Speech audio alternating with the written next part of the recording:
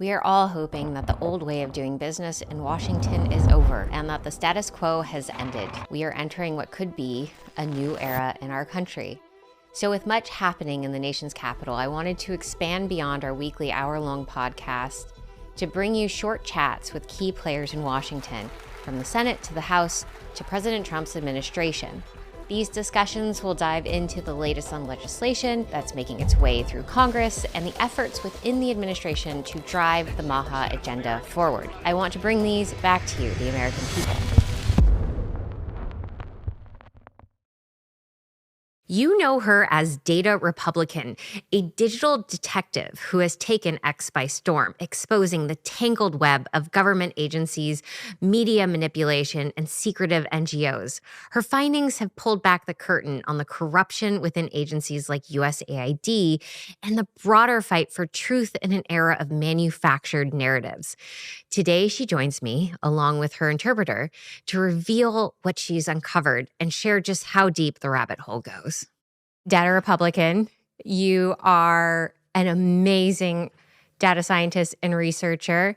You've asked to remain anonymous, which I think is wonderful, and we will respect. But I do want to thank you for joining us today for this update from Washington. And while you are not necessarily in this administration, what you have done is extraordinary. You have mined and sifted through tens of thousands, probably millions of data points at this point, documents and data points. And the work that you have done to expose fraud and government mismanagement has been incredible. It's been highlighted in the X community by individuals like Elon Musk, Mike Cernovich, Jack Posobiec. Your investigative work is exceptional. So thank you so much for joining me today. You have uncovered that USAID has funneled nearly $500 million into an outfit called Internews Network, a secretive NGO that has worked with thousands of media outlets worldwide. What else can you share with us about your investigation into this group, and why are taxpayer dollars going to media organizations in other countries? Yes. May I call you Nicole? Of course. Thank you. Wonderful. So thank you, Nicole, for introducing me. I really want to clarify my role here and my expertise. Mike Benz, he is the true expert. He has all the understanding. He's like a historian and he studies these things. What I do is develop tools to analyze these things, and I use AI to figure out new connections and new facts. Not necessarily like Mike Benz, but I do build tools, so please keep that in mind. I am just a tool builder. So about Internews, to answer your question, recently it was the topic of a recent WikiLeaks thread. I did some research, and what I figured out, they have a pension of around $125 million a year. $95 million of that is from government money. Now it's being spread out and granted to smaller charities and different things throughout the world. Now what happened after that is not exactly clear to me. I know that people say, that they're trying to finance a color revolution around the world. But I have not personally made that connection. That's not my role. I'm keeping my opinion out of it. I just look at the data. So what the AI found was very interesting.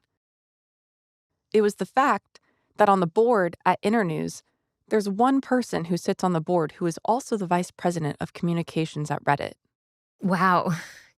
And that's interesting because Reddit has been often accused of spreading propaganda for the government. So, does that answer your question? That is fascinating. I've often wondered why Reddit is so heavily leaning towards what was the Democratic Party's messaging, the globalist messaging. The attacks on Donald Trump really were deeply harbored on Reddit, and I won't go on Reddit because I find it too chaotic for me. But I had no idea that that was a link that you had found, and that is a link that exists. Um, one, I saw one post that cited Internews in its own internal documents, admitting that it isn't just about producing news. It's about using media as a lever to affect social and political transformation. Not news, social and political transformation. That's not what the American people think of when we think of a free press, obviously. Um, is this an NGO straight up telling us that they're involved in color revolutions around the world, paid for by American taxpayer dollars? Again, Mike Benz is the better person to ask about this. But from what I understand, is that during the Cold War, we set up many departments and programs and NGOs in order to prevent the spread of communism around the world. And part of that, Internews was involved with. Now, I've had people from Hungary, from Poland, and other USSR countries that tell me, it was a big thing for them to have an American radio in their country. It helped them fight communism. At one point, Internews had a clear mission, and it was to stop the spread of communism throughout the world during the Cold War. But I think the big question is really, now it's been 35 years since communism collapsed, but the finances to all these NGOs just continue to grow. So what are we doing with it now if it's not stopping the spread of communism? So I don't understand where all this money is going and why these funds keep getting bigger. It's weird. It's weird. It almost seems like it has somehow been captured by groups that want to spread chaos. So USAID isn't just paying media outlets around the world. It's funding actually things going on here in the United States as well, which is problematic because USAID stands for in international development. It's an agency for international development. Yeah, I think the reason why we're figuring this out now is because it's so complicated. We are deep in the weeds here. It required AI algorithms to even understand how deep these connections go. I had to do a lot of research to this. What happens is that, again, it goes back to communism. In 1983, we made an NGO called the National Endowment for Democracy, and it had both Republicans and Democrats involved. The NDI, the National Democratic Institute, and the National Republican Institute, these two, it's spreading money for the world to support democratic incentives. But what they're actually doing is not super clear now. A lot of USAID money actually goes into different entities.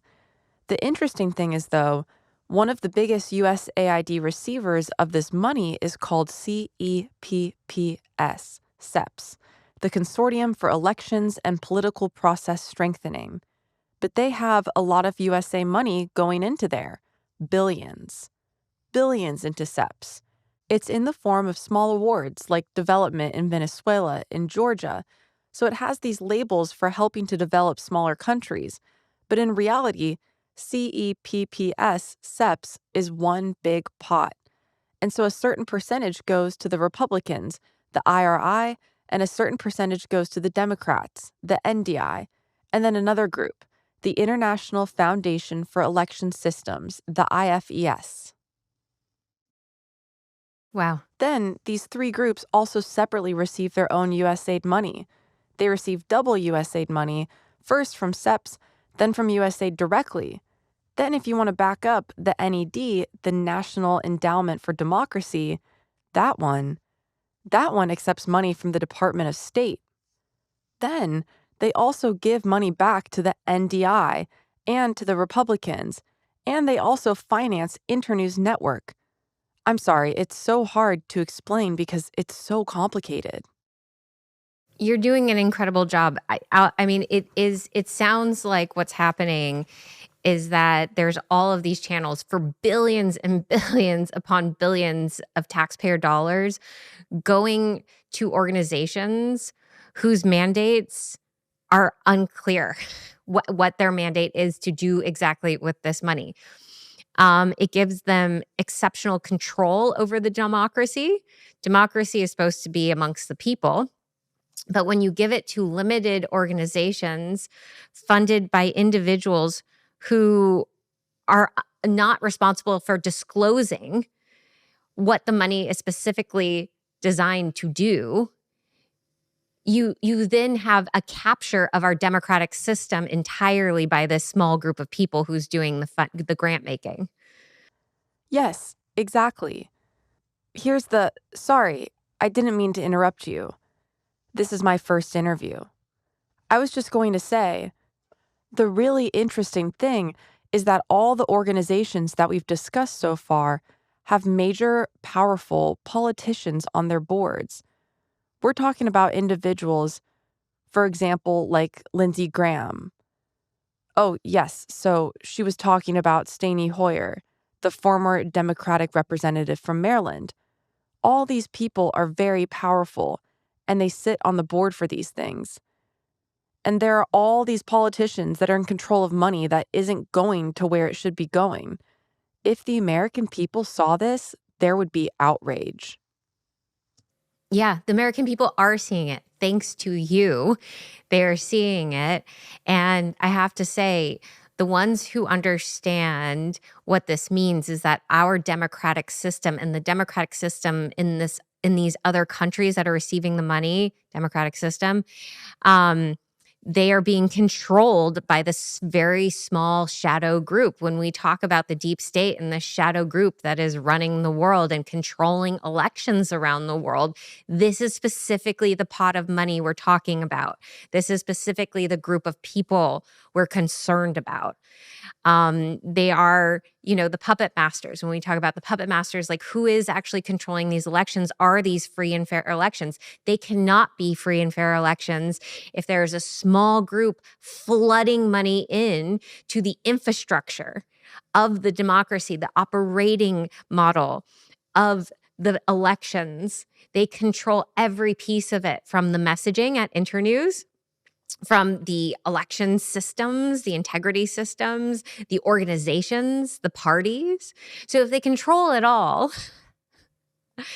do we actually have true democracy? Do we have a free press? No. The answer is no. And that is what you're showing us. You've written on your Substack about why you believe we should eliminate the Department of Education. And you believe that we ought to redirect those resources to parents and empower schools to innovate. What people don't understand about the federal Department of Education is that they're basically a bureaucratic office that tells the states what they need to do. It doesn't actually put supplies into our system. It doesn't help teachers. It doesn't go to aid in the actual education of our children. It's a bureaucratic layer from the federal government that controls the freedom of the states and controls the freedom of the schools. So the schools have no freedom. They're suppressed under these big layers. First federal government, then the state layer, then you have the county layer. And by the time you get to these poor teachers, they're crushed under the weight of this bureaucracy. So you've written in your Substack beautifully. I encourage everyone to go to it. Federal standards have locked us into a rigid system that fails to accommodate diverse learning needs. This matters to me because I'm an autism mom. I want my child, who I know learns differently. I have a sense of how she learns, but the public school system can't provide that environment. Yes, thank you for sharing that with me. I have an autistic child myself. Like I said, my child is very, very smart. Yes, got the autism, but sometimes those types of people have bad judgment, so he actually needs a full-time aide in school to help him. He really also needs therapy, but we have a 504, which means what? It's a medicine accessible form. That 504 allows him to have an aide to keep him safe because sometimes he can be a little wild. But the school won't give him an IEP because he needs to have an IEP to get the aid. But they say his learning is not impacted, so he doesn't need an IEP. He can do math, he can read, he can spell, he's brilliant. And that's why they don't give him an IEP. And it's really frustrating because it frustrates me. It feels so arbitrary. Anyway, with the Department of Education, the big question is you have $238 billion to spend every year. And before that, you had control of billions of dollars. Can you honestly look me in the eye and tell me that you would decide the best way to help the children, the best way to spend that huge pile of money was to put all this billions of dollars into Washington, D.C. and allow Bill Gates to control how we educate our children? I think not. All of that money going right to Washington does nothing at the local level for the people who need it. It does nothing. It just builds up more and more bureaucracy and capture in DC. That doesn't end up in our classrooms, our local classrooms, one bit. Well, I think you said that beautifully. And all the rules are so arbitrary that it makes no sense. I'm sure you've had some experience with that as a mom yourself. Yeah, I agree. Too much bureaucracy. It's crippling. Well, I wanted to thank you so much for coming on. I know this was your first interview. You've had many big news outlets reaching out to you, and you chose to come on mine. I'm really humbled by that. I'm really grateful to you. And I can't emphasize how valuable it is, the engineering you've done to sift through the statistics and bring it back to the people. Thank you.